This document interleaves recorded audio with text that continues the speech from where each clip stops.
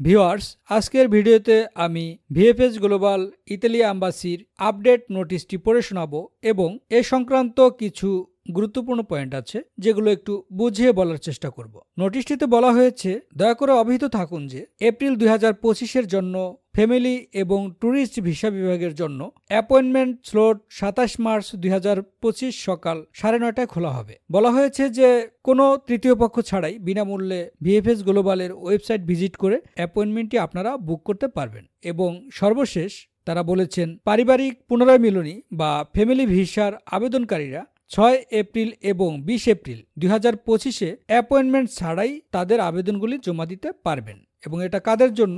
যাদের নুল্যস্তা 30 দিনের মধ্যে শেষ হয়ে যায় বা যাবে, বা যদি আবেদনকারী নাবালক হন যার পিতামাতার ভিসার মেয়াদ শীঘ্রই শেষ হওয়ার কথা, তাদের ক্ষেত্রে এটা প্রযোজ্য।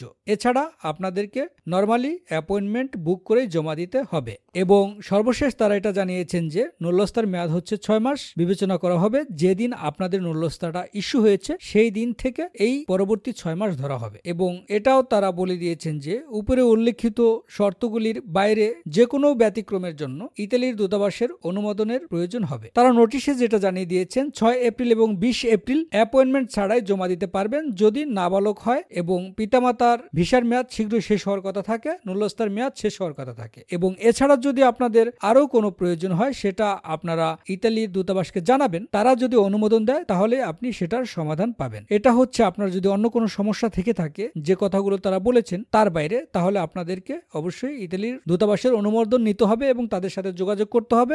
তারা সেটা বিবেচনা করে দেখবে যে এটা গ্রহণযোগ্য কিনা। তো ভিউয়ার্স, এই ছিল আলোচ্য বিষয়। ধন্যবাদ সবাইকে, ভালো থাকবেন সবাই।